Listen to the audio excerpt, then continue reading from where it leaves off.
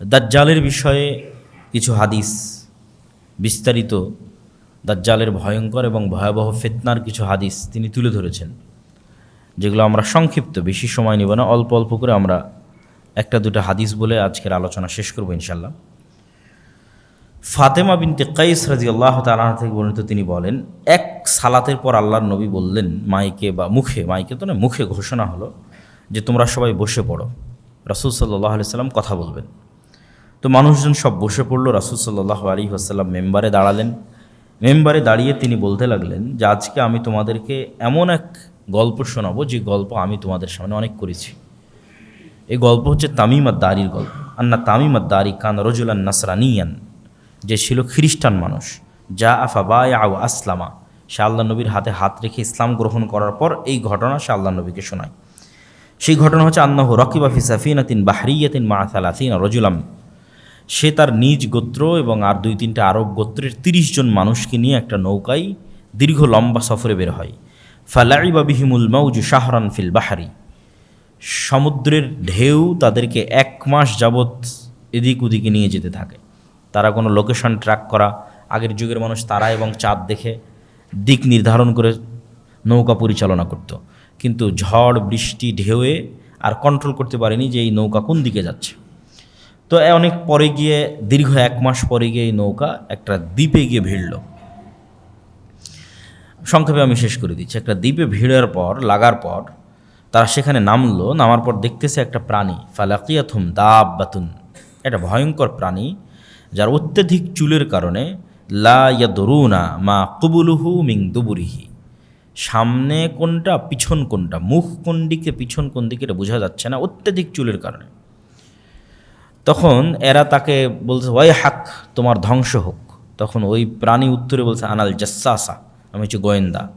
Call ও আমাল জাসসাসা ক্বালাত আইয়ুহাল কওম ইনতালিকু ইলা হাযা রাজুল ফিদ দাইর। তখন ওই গোয়েন্দা বলতেছে, তোমরা এইদিকে যাও, এখানে ভিতরে একটা লোক, প্রাসাদে একটা লোক তোমাদের অপেক্ষা করতেছে।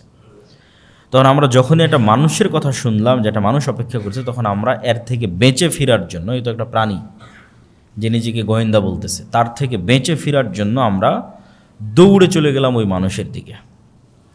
তো মানুষের দিকে গিয়ে দেখি, ফাইদা ফিহি আ'যামু ইনসানিন রাআইনাহু কাত্তু, এত বিশাল দেহের মানুষ আমরা জীবনে কখনো দেখিনি, যাকে বাধা আছে, তার হাত এবং তার কাঁধের সাথে বাধা আছে।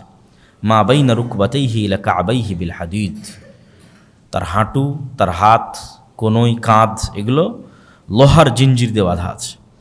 কুলনা ওয়াইলাক মা আংতা ক্বালা ক্বাদ ক্বাদারতুম আলা খাবরি ফাআখবিরুনি মা আনতুম।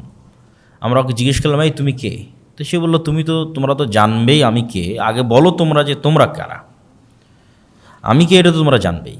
তখন আমরা বললাম, নাহনু উনাসুম মিনাল আরব রাকিবনা ফি সাফিনাতিন বাহরিয়াতিন, আমরা আসলে আরবের কিছু মানুষ, ব্যবসায়িক কাজে বের হয়েছিলাম, এইভাবে আমরা এখানে আসলাম, এইভাবে তোমার কাছে পৌঁছলাম। তখন এই ব্যক্তি এই সমস্ত মানুষদেরকে জিজ্ঞেস করছে, আখবিরুনি আন নাখলি বাইসান, 3টা প্রশ্ন করেছে। বাইসান খেজুর বাগানের কথা বলো, তাবারিয়া নামক সমুদ্রের কথা বলো, আর আইনে জোগার নামক ঝর্ণার কথা বলো। 3টা প্রশ্ন। তখন এই মানুষজন তাদেরকে বলছে, তুমি এই 3টার কি জানতে চাও? তুমি যে বাইসান খেজুর বাগানের কথা জানতে চাও, এটার কি জানতে চাও? বলে, আসআলুকুম আন নাখলিহা হাল ইউসমির আমলা, আমি জানতে চাই বাইসান খেজুর বাগানে এখনও খেজুর হয় না? বলে, এখনও হয়। তো অচিরেই একদিন এই বাগানে খেজুর হবে না। আমি জানতে চাই তাবারিয়া নামক এই সমুদ্রে, এই সাগরে, এই দ্বীপে, এই খালে পানি আছে না নাই? তো বলে, আছে। তো বলে, অচিরেই এখানে একদিন পানি থাকবে না। আইনে জোগার নামক ঝর্ণায় পানি আছে না নাই? তো বলে, আছে। তো বলে, অচিরেই এখানে একদিন পানি থাকবে না। আধুনিক যারা গবেষক, তারা গবেষণা করে দেখেছেন এই 3টে জায়গায় এখন ইসরায়েলের সীমানার অন্তর্ভুক্ত, এবং তাবারিয়া নামক যে সুন্দর সমুদ্র, এটা খ্রিস্টানদের একটা অত্যন্ত ভ্রমণের জায়গা, পবিত্র ভ্রমণের জায়গা। তারা মনে করে যে ঈসা আলাইহিস সালাতু ওয়াস সালাম যত মোজেজা দেখিয়েছেন, সকল মোজেজা তিনি এই তাবারিয়া নামক সমুদ্রের পাশে দেখিয়েছেন। জীবিতকে মৃত করা, কুষ্ঠ রোগীকে ভালো করা, এই জন্য তারা এই তাবারিয়া সাগরকে তারা অনেক পবিত্র মনে করে, এবং লক্ষ লক্ষ খ্রিস্টান ইসরায়েলে ঘুরতে যায় এই তাবারিয়া নামক সাগর দেখতে। তো দাজ্জাল এই 3টে জায়গার কথা জিজ্ঞেস করলো। তারপরে 4 নম্বরে জিজ্ঞেস করলো, আখবিরুনি আন নাবিয়্যিল উম্মিয়িন, অশিক্ষিত মূর্খ নবীর কথা বলো, আনপড়, যিনি লেখা জানেন না পড়া জানেন না, এরকম কোনো নবী এসেছে কিনা আরবে? আমাদের নবী মুহাম্মদ সাল্লাল্লাহু আলাইহি সাল্লাম লিখতেও জানতেন না, পড়তেও জানতেন না। কদ খারাজা মিন মাক্কা ওয়া নাযালা ইয়াসরিব, হ্যাঁ তিনি এসেছে, মক্কা থেকে বের হয়ে মদিনায় হিজরত করেছেন। কী অবস্থা? বলে তার সাথে আরবদের যুদ্ধ চলতেছে ইত্যাদি। তখন সে নিজে বলতেছে ইন্না যাকা খায়রুন লাহুম ইউতিউহ, মানুষের কল্যাণ হবে এই নিরক্ষর আনপড়, যিনি লেখা এবং স্বাক্ষর এবং পড়া জানেন না, এই নবীকে মেনে নেওয়া এটা মানুষের উচিত হবে। আর আমি তোমাদেরকে সংবাদ দিচ্ছি যে আমি হচ্ছে মাসিহ দাজ্জাল। আমাকে আল্লাহ সুবহানাহু ওয়া তাআলা একদিন বের হওয়ার অনুমতি দিবেন, সেই দিন আমি বের হব এবং 40 দিনে সমগ্র পৃথিবী সফর করব, গায়রা মাক্কা ওয়া তাইবাহ, মক্কা এবং মদিনা ছাড়া। ফাহুমা মুহাররামাতানি আলাইয়া কিলতাহুমা, কেন মক্কা এবং মদিনা আমার উপর হারাম থাকবে। আমি যতবার মক্কা এবং মদিনায় প্রবেশ করার চেষ্টা করব ততবারই ফেরেশতা তাদের উন্মুক্ত তরবারি দিয়ে আমাকে বাধা দিবে। তখন রাসূল সাল্লাল্লাহু আলাইহি ওয়াসাল্লাম তার যে খুতবার লাঠি ছিল, এই লাঠি দিয়ে এইভাবে বাড়ি দিয়ে বললেন, হাযিহি তাইবাহ, হাযিহি তাইবাহ, হাযিহি তাইবাহ।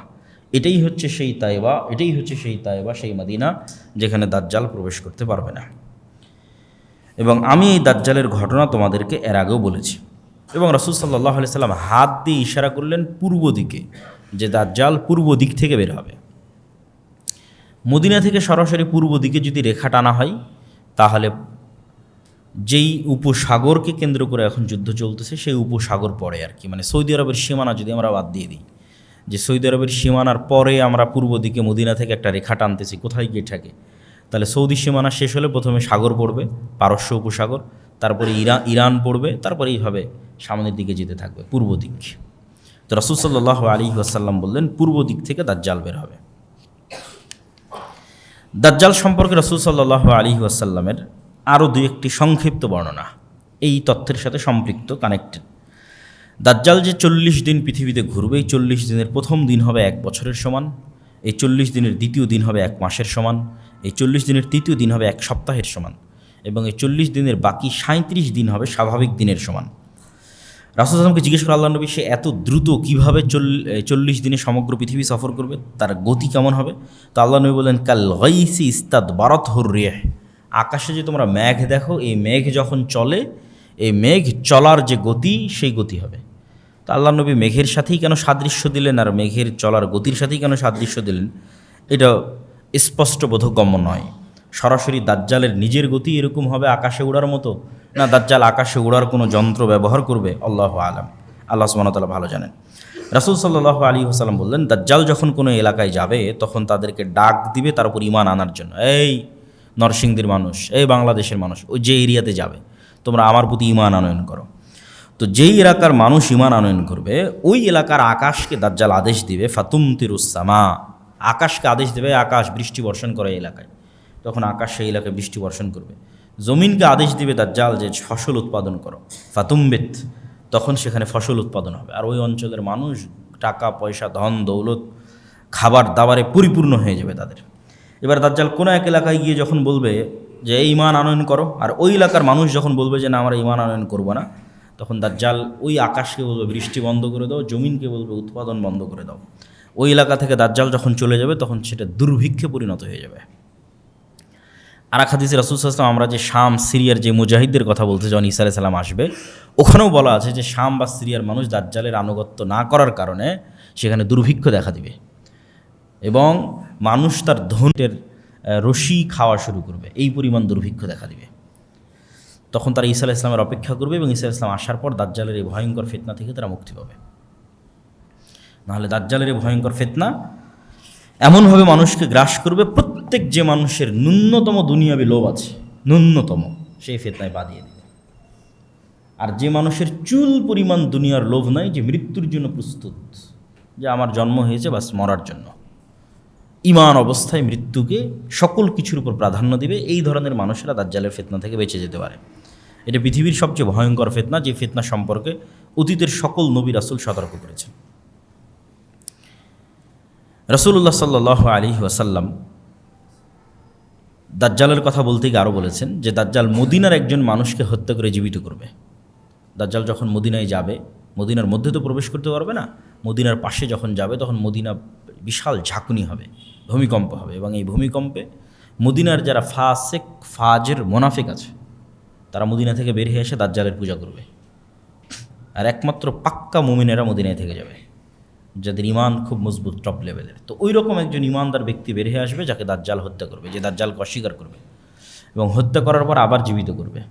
জীবিত করার পর ওকে বলবে যে এই তোমাকে হত্যা করেছিলাম, তোকে জীবিত করলাম, এখনও তুমি আমাকে আমার প্রতি ইমান আনতেছো না, আমাকে রব্বুল আলামিন হিসেবে বিশ্বাস করতেছো না। তখন এই মুজাহিদ বলবে যে আমার আগের চেয়ে ইয়াকিন বেশি হয়ে গেছে যে তুমি সেই দাজ্জাল, আগের চেয়ে আমার ইমান আরও মজবুত হয়ে গেছে। তখন দাজ্জাল আরও ক্ষিপ্ত হবে এবং তাকে আবারও হত্যা করতে চাইবে, কিন্তু তাকে হত্যা করতে পারবে না। যাই হোক, এইভাবে দাজ্জালের যে সংক্ষিপ্ত ঘটনা, এই ঘটনা শেষ হওয়ার পর কী হবে? দাজ্জালকে ঈসা আলাইহিস সালাতু ওয়াস সালাম হত্যা করবেন। ঈসা আলাইহিস সালাম যখন দামেস্কের মসজিদে নামবেন, নামার পরে তিনি দাজ্জালকে খুঁজতে থাকবেন। ইমাম মাহদি এবং তার সৈন্যবাহিনী এবং মুজাহিদদেরকে নিয়ে খুঁজতে খুঁজতে তিনি জেরুজালেমের লুদ নামক দরজায় দাজ্জালকে পাবেন এবং দাজ্জাল তাকে দেখে গলতে থাকবে, কিন্তু গলা শেষ হওয়ার পূর্বেই ঈসা আলাইহিস সালাতু ওয়াস সালাম দাজ্জালকে হত্যা করবেন এবং সেই রক্ত মানুষকে দেখাবে। দাজ্জালকে হত্যা যখন করা হয়ে গেছে, তখন আল্লাহ সুবহানাহু ওয়া তাআলা ঈসা আলাইহিস সালামকে বলবে যে ঈসা ইবনে মারিয়াম, আমার একদল সৃষ্টিজীব আছে যাদের সাথে কেউ যুদ্ধ করে পারবে না, অতএব মুমিনদের নিয়ে মুজাহিদদের নিয়ে তুর পাহাড়ে আশ্রয় নাও। তো মুমিন মুজাহিদদের নিয়ে ঈসা আলাইহিস সালাতু ওয়াস সালাম তুর পাহাড়ে আশ্রয় নেবে। আর আল্লাহর সেই সৃষ্টিজীব কারা? তারা হচ্ছে ইয়াজুজ আর মাজুজ। তখন ইয়াজুজ এবং মাজুজ পৃথিবীতে বের হবে এবং পৃথিবীর সকল সমুদ্র, সকল নদীনালা, খাল বিল, পুকুর, ফসল, ফল ফলাদি সব খেয়ে শেষ করে দেবে, কিচ্ছু বাকি রাখবে না। এবং এই ইয়াজুজ এবং মাজুজের এই ভয়ঙ্কর যে পরীক্ষা, আসলে মুসলমানদের শক্তি যে দুনিয়াবী শক্তি নয়, এটা এই জায়গাতেও প্রমাণ হয় যে একজন নবী তিনি তুর পাহাড়ে আশ্রয় নিয়ে আছে, তাকে আল্লাহ বলছে না যে তুমি যাও ইয়াজুজ মাজুজের সাথে যুদ্ধ করো, কারণ আল্লাহ আগেই বলে দিয়েছে যে আমার একদল বান্দা আছে, ইবাদান লি, আমার বান্দা, লা ইয়াদান লি আহাদিন বিকিতালিহিম, কারো ক্ষমতা নাই যে ওদের সাথে যুদ্ধ করবে। তাহলে ঈসা আলাইহিস সালামের বাঁচার রাস্তা কি? আল্লাহর কাছে কান্নাকাটি করা। একজন নবী আল্লাহর কাছে এবার কান্নাকাটি করবে, ইমাম মাহদি সহ এবং সকল মুজাহিদ সেনাবাহিনী সহ, যে আল্লাহ ইয়াজুজ মাজুজের এই বিপদ থেকে আমাদের রক্ষা করে। খাবার নাই, পানি নাই, কয়দিন এভাবে চলে? তাহলে আল্লাহর কাছে ফিরে যাওয়া ছাড়া এবং আল্লাহর আশ্রয় ছাড়া মুমিন এবং মুসলমানদের বাঁচার কোনো রাস্তা নেই। এটা নবী ঈসা জীবিত থাকা অবস্থায়, দাজ্জালের মতো এত ফিতনা অতিক্রম করার পরেও, দাজ্জালকে নিজে হাতে হত্যা করার পরে এবার ঈসা আলাইহিস সালামকে আল্লাহর কাছে কাঁদতে হচ্ছে তুর পাহাড়ে। তো যখন ঈসা আলাইহিস সালাম এবং ইমাম মাহদি এবং মুজাহিদরা আল্লাহর কাছে তুর পাহাড়ে কাঁদবে, তখন আল্লাহ সুবহানাহু ওয়া তাআলা তাদের দোয়া কবুল করে এক প্রকার বিষাক্ত পোকা, অসুস্থতা এই সমস্ত ইয়াজুজ এবং মাজুজের ঘাড়ে দিয়ে দিবেন, যেটার কারণে তারা সব মারা যাবে এবং সেটার দুর্গন্ধের টেকা যাবে না। তখন আবার ঈসা আলাইহিস সালাম এবং মুজাহিদরা আল্লাহর কাছে আবার কান্নাকাটি করে দোয়া করবে। তখন আল্লাহ সুবহানাহু ওয়া তাআলা একদল উট পাখির মতো একদল পাখিকে আল্লাহ সুবহানাহু ওয়া তাআলা পাঠাবেন, যারা উটের কুজের মতো একদল পাখিকে, যারা এই সমস্ত লাশকে উঠিয়ে নিয়ে গিয়ে, হাজার হাজার লক্ষ লক্ষ কোটি কোটি লাশকে উঠিয়ে নিয়ে গিয়ে কোথাও ফেলে দিবে। এবং আল্লাহ সুবহানাহু ওয়া তাআলা আসমানকে বলবেন বৃষ্টি বর্ষণ করো, এবং আসমান বৃষ্টি বর্ষণ করে পুরো পৃথিবীকে পবিত্র করে দেবে, সাফ করে দেবে। তারপরে আল্লাহ সুবহানাহু ওয়া তাআলা আসমান এবং জমিনকে আদেশ দিবেন যে তোমাদের মধ্যে যা রিজিক আছে, যা রহমত আছে, যা বরকত আছে, সব উন্মুক্ত করে দাও। তখনই একটা ডালিম একটা গ্রাম খাবে, তখনই একটা গরুর দুধ একটা বংশ খাবে, কেননা পৃথিবীর বরকতের যেটা সর্বোচ্চ স্তর, সেটাতে পৃথিবীকে পৌঁছে দেওয়া হবে। আর পৃথিবীতে যুদ্ধ বিগ্রহ বন্ধ হয়ে যাবে এবং এতদিন যুদ্ধ বিগ্রহের যা অস্ত্র ছিল সেগুলোই জ্বালিয়ে পুড়িয়ে শেষ করতে 7 বছর পার হয়ে যাবে এবং পৃথিবীতে ঈসা আলাইহিস সালাতু ওয়াস সালামের 7 বছরের সর্বশ্রেষ্ঠ ন্যায়পরায়ণের শাসনকাল প্রতিষ্ঠা হবে, ন্যায় এবং ইনসাফের শাসন 7 বছর। এই 7 বছর পার হওয়ার পর এক মৃদু বাতাসে, যে বাতাস মুমিনদের বগলে অনুভূত হবে, সেই মৃদু বাতাসে পৃথিবীর সকল মুমিন মৃত্যুবরণ করবে। তারপরে পৃথিবীতে শুধু ফাসেক ফাজের এবং পাপিষ্ঠরা থাকবে। এবং যেই হাদিসগুলো আপনারা শুনে থাকেন যে এক সময় মানুষ পশু পাখির ন্যায় মিলিত হবে, লজ্জা বুঝবে না, এটা হবে সেই সমস্ত মানুষেরা। হজ এবং ওমরা বন্ধ হয়ে যাবে, এটা হচ্ছে সেই সমস্ত মানুষেরা। কাবা ঘর ধ্বংস করা হবে, এটা হচ্ছে সেই সমস্ত মানুষেরা। এগুলো ঈসা আলাইহিস সালাম এবং ইমাম মাহদি দাজ্জাল এগুলোর পরের কথা এবার আসতেছে।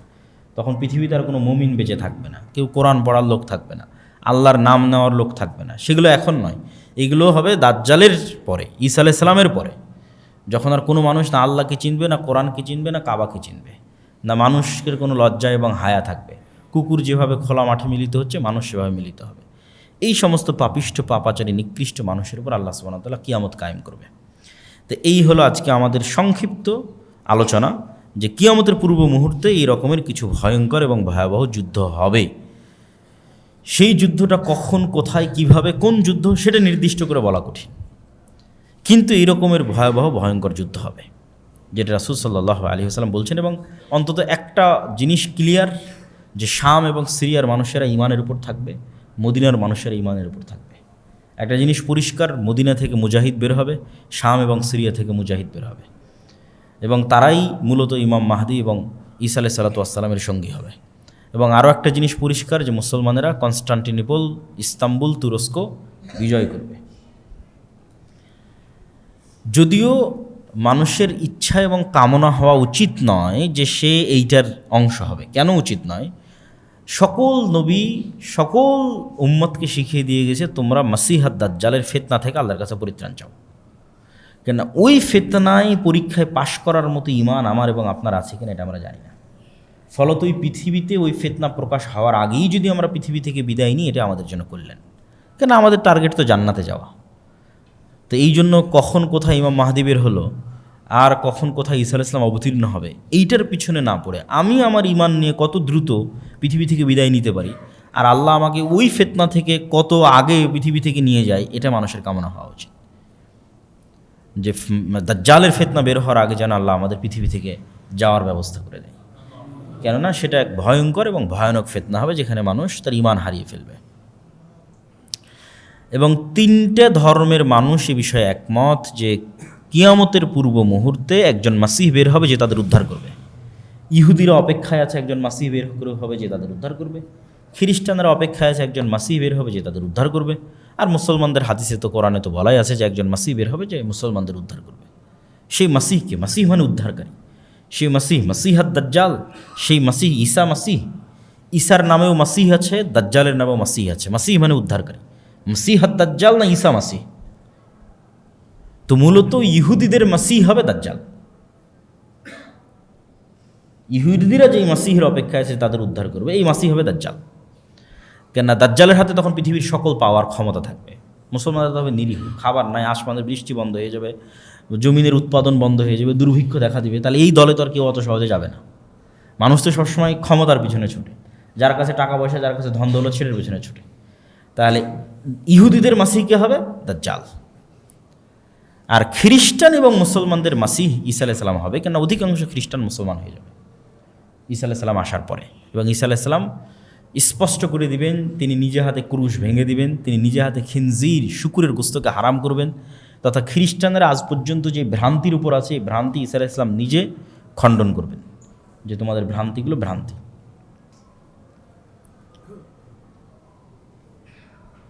আর রমজান মাসকে সামনে রেখে আমাদের যে করণীয় কাজ, সেই করণীয় কাজের মধ্যে সবচেয়ে জরুরি কাজ, এক নম্বর জরুরি কাজ যেটা রমজানে কোনো মতেই মিস দেওয়া উচিত নয়, সেটা হচ্ছে 5 ওয়াক্ত সালাত। স্বাভাবিকভাবেই দেওয়া উচিত নয়, কিন্তু আমি সিয়ামও পালন করছি আবার সালাত আদায় করি না, এই সিয়ামের কোনো গুরুত্ব নাই, এই সিয়ামের কোনো দাম নাই। দাজ্জাল যখন আসবে তখনও সাহাবীর রাসূল সাল্লাল্লাহু আলাইহি ওয়াসাল্লামকে জিজ্ঞেস করল, আল্লাহ নবী সালাত কেমনে হবে? একদিন যদি 1 বছর হয় সালাত কেমনে হবে?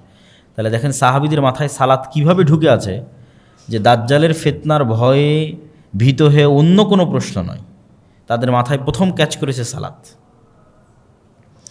ঈসা আলাইহিস সালাতু ওয়াস সালাম যখন তার মায়ের কোলে ফাআশারাত ইলাইহি ক্বালু কাইফা নুকাল্লিমু মান কানা ফিল মাহদি সাবিয়্যা ক্বালা ইন্নী আব্দুল্লাহ আতানিয়াল কিতাব ওয়া জাআলানি নাবিয়্যা। ঈসা আলাইহিস সালাম বললেন মায়ের কোল থেকে যে আমি আব্দুল্লাহ, আল্লাহর বান্দা, আল্লাহ আমাকে নবী করেছে। ওয়া জাআলানি মুবারাকান আইনামা কুনতু, আর আমি যেখানেই থাকি না কেন আমি বরকতময়। ওয়া আওসানি বিস-সালাতি ওয়াজ যাকাতি মা দুমতু হাইয়্যা, আর আমার আল্লাহ আমাকে আদেশ দিয়েছে যেন আমি মরা পর্যন্ত সালাত আর যাকাত দিই, সালাত আদায় করে এর যাকাত দিই। কোরআনের আয়াত। যে ঈসা আলাইহিস সালাম যখন ছোট্ট শিশু তখন উনি মায়ের কোল থেকে বলতেছেন যে আল্লাহ তাকে আদেশ দিয়েছে যেন তিনি সালাত আদায় করেন, এবং আল্লাহ তাকে আদেশ দিয়েছে যেন তিনি যাকাত দেন। তাহলে সালাত কত গুরুত্বপূর্ণ হতে পারে। ইব্রাহিম আলাইহিস সালাতু ওয়াস সালাম তার কওমের জন্য, তার পরবর্তী প্রজন্মের জন্য যে কয়েকটা দোয়া করেছেন, তার মধ্যে দুটো দোয়া সবচেয়ে গুরুত্বপূর্ণ। রব্বি জাআল হাযাল বালাদা আমিনা ওয়াজনুবনি ওয়া বানিয়া আন না'বুদাল আসনাম। আল্লাহ, এই যে শহর মক্কা শহর, এটাকে নিরাপদ করে দেন কিয়ামত পর্যন্ত, আর আমার পরবর্তী প্রজন্ম যেন ভুলেও মূর্তি পূজক না হয়।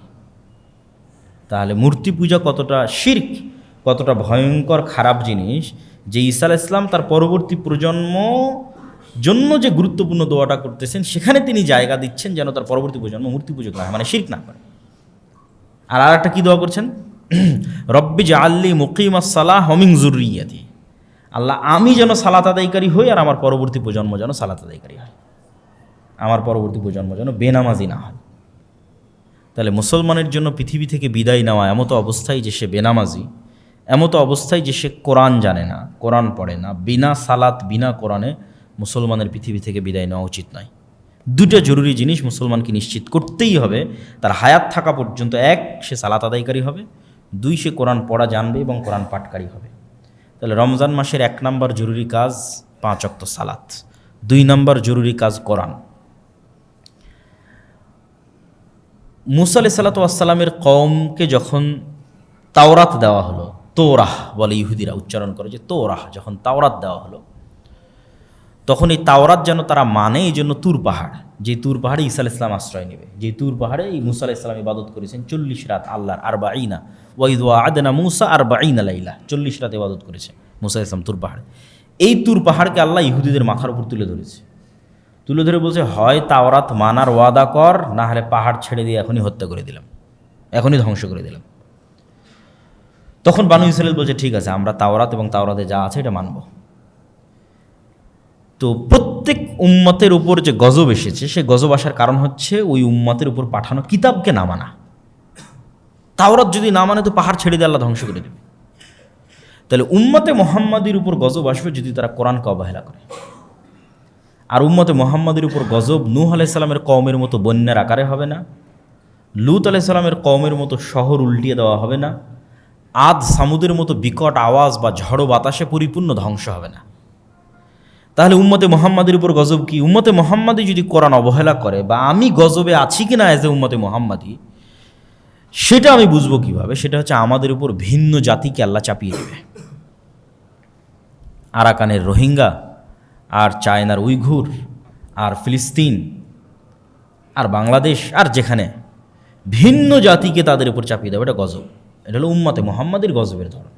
উম্মতে মুহাম্মাদির গজব বন্যা নয়, ভূমিকম্প নয়, শহর উল্টিয়ে দেওয়া নয়, আকাশ থেকে অগ্নিবৃষ্টি নয়, বিকট আওয়াজ নয়। উম্মতে মুহাম্মাদির গজব হচ্ছে ইহুদি, খ্রিস্টান, হিন্দুরা এদেরকে কুচুকাটা করবে।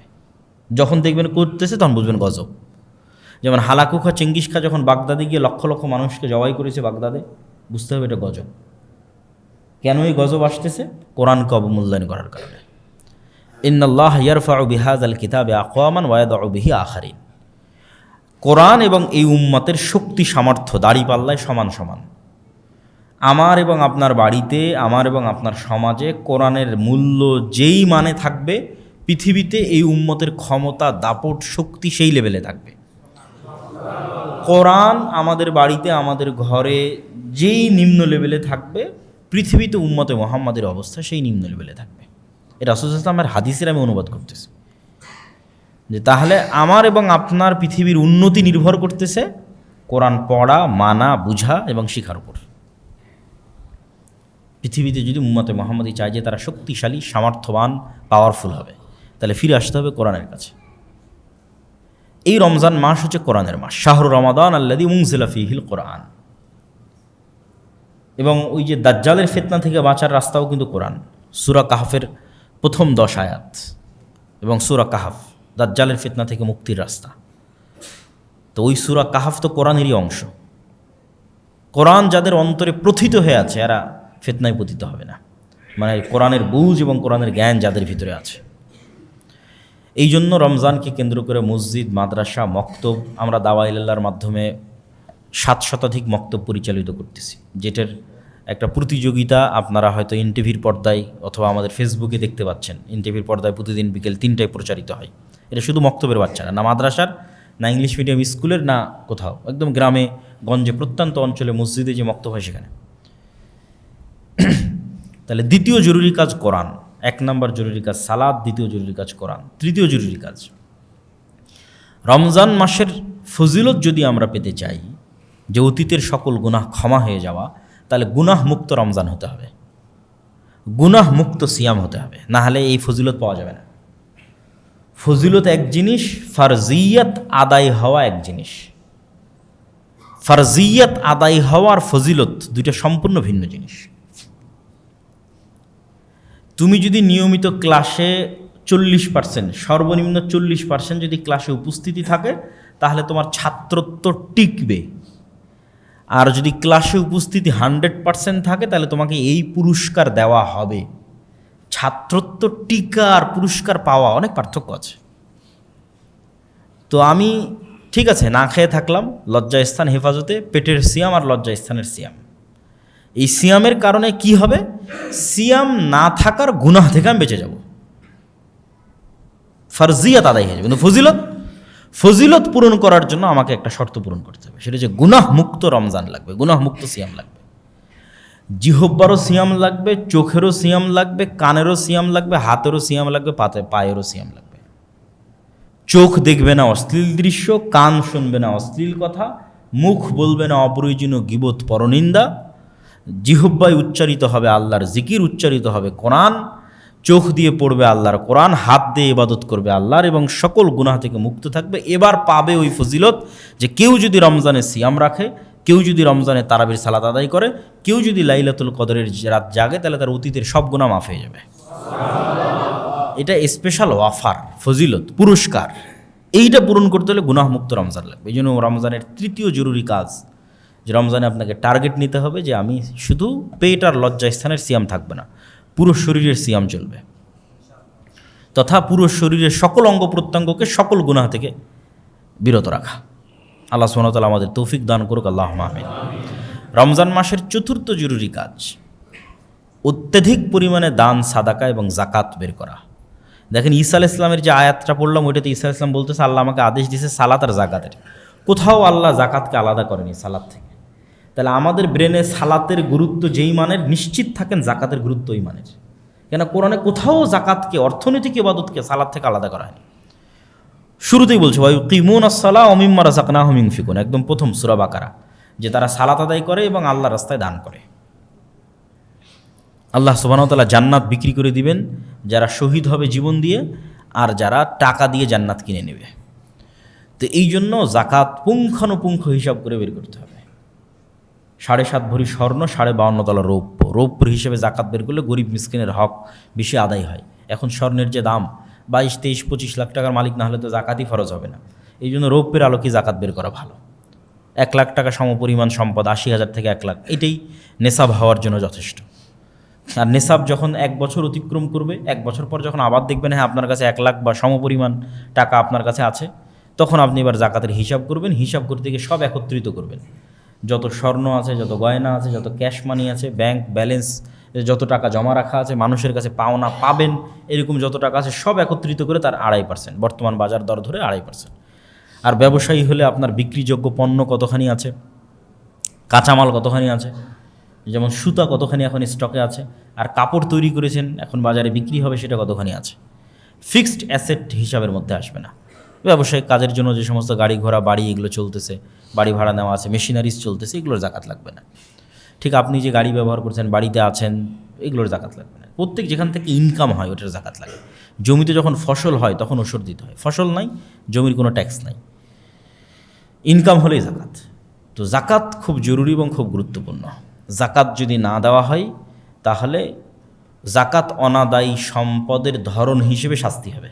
জাকাত অনাদায়ী সম্পদ যদি স্বর্ণরৌপ্য হয়, জাহান্নামের আগুনে ছ্যাঁক দিয়ে পিঠে ছ্যাঁক দেওয়া হবে, আর বলা হবে দেখো তো এটা কত মজাদার, কত সুস্বাদু, বিরিয়ানি যেমন স্বাদ এটা ওরকম স্বাদ না। আল্লাহ ওই শব্দ ব্যবহার করছে যে বলো তো স্বাদ কেমন লাগতেছে, আনন্দ কেমন লাগতেছে, আল্লাহ কীরকম মজাক করতেছে, ঠাট্টা করতেছে জাকাত অনাদায়কারী ব্যক্তির সাথে। দেখে যে আমরা খাবারের জন্য যেই স্বাদ শব্দটা ব্যবহার করি ওইটা তার জন্য ব্যবহার করা হবে।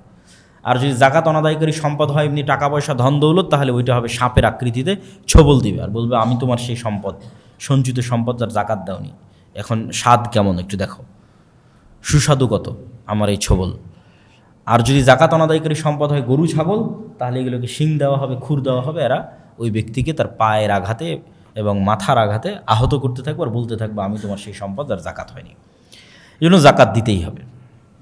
রমজান মাসে পঞ্চম জরুরি কাজ শেষ 10 দিন রাত জাগা, এতেকাফ করা, লাইলাতুল কদরকে অনুসন্ধান করা। লাইলাতুল কদরি খায়রুম মিন আলফি শাহর। নূহ আলাইহিস সালাতু ওয়াস সালামের কওম 900 বছর হায়াত পাওয়ার পরেও নেকিতে উম্মতে মুহাম্মাদিকে পাল্লা দিতে পারবেন, অথচ উম্মতে মুহাম্মাদের বয়স 60 বছর। তাহলে নূহ আলাইহিস সালামের একটা কওম যদি কেউ 900 বছর আল্লাহর ইবাদত করে, হিসেবে তো কি বেশি আগে জান্নাতে যাওয়ার কথা এবং বেশি উঁচুতে স্থান দেওয়ার কথা। কিন্তু বেশি আগে জান্নাতে যাবে, বেশি উঁচুতে স্থান পাবে মাত্র 60 বছরের জীবন পাবে উম্মতে মুহাম্মাদ। এটা কোরআনের বরকত, লাইলাতুল কদরের বরকত। লাইলাতুল কদরের এক রাতি খায়রুম মিন আলফি শাহর, 1000 মাসের চেয়ে উত্তম। তাহলে কেউ যদি প্রতি বছর একটা করে লাইলাতুল কদর পায়, তাহলে ওর জীবনে ইবাদতের পরিমাণ কত বছরের সমান হতে পারে। তাহলে লাইলাতুল কদর এবং কোরআনকে মূল্যায়ন করে উম্মতে মুহাম্মাদি অতীতের উম্মতের চেয়ে ইবাদতে এবং নেকির প্রতিযোগিতায় এগিয়ে যাবে। এই জন্য লাইলাতুল কদরকে আমাদের অনুসন্ধান করতে হবে। রমজান মাসে লাইলাতুল কদর আছে নিশ্চিত, রমজান মাসের মধ্যে লাইলাতুল কদর আছে এটা নিশ্চিত। ইন্না আনজালনাহু ফি লাইলাতুল কদর শাহরু রমাজান আল্লাযী উনজিলা ফীহিল কোরআন, দুইটা আয়াত। আমি এটাকে অবতীর্ণ করেছি লাইলাতুল কদরে, আর শাহরু রমাজান আল্লাযী উনজিলা ফীহিল কোরআন রমজান মাসে কোরআন অবতীর্ণ করেছি। তাহলে আমি যদি কোরআন লাইলাতুল কদরে অবতীর্ণ করে থাকি, রমজানে অবতীর্ণ করে থাকি, তাহলে লাইলাতুল কদর রমজানের মধ্যে আছে, আর বাইরে যাওয়ার সুযোগ নাই।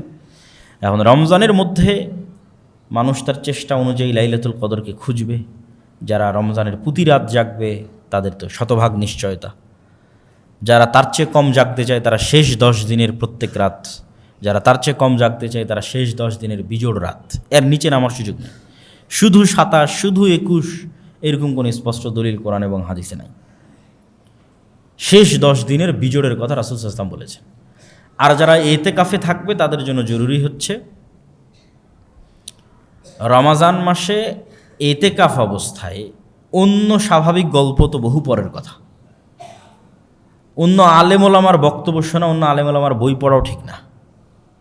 ইতিকাফ অবস্থায় আপনার কাজ জিকির, সালাত, কোরআন, দোয়া, ব্যাস। এইভাবে ইতিকাফকে মূল্যায়ন করতে হবে। ইতিকাফে বসে আপনি সারাদিন ফোন চালাচ্ছেন, এটা ইতিকাফ হলো না। ইতিকাফ মানে সোশ্যালি ডিসকানেক্টেড হওয়া।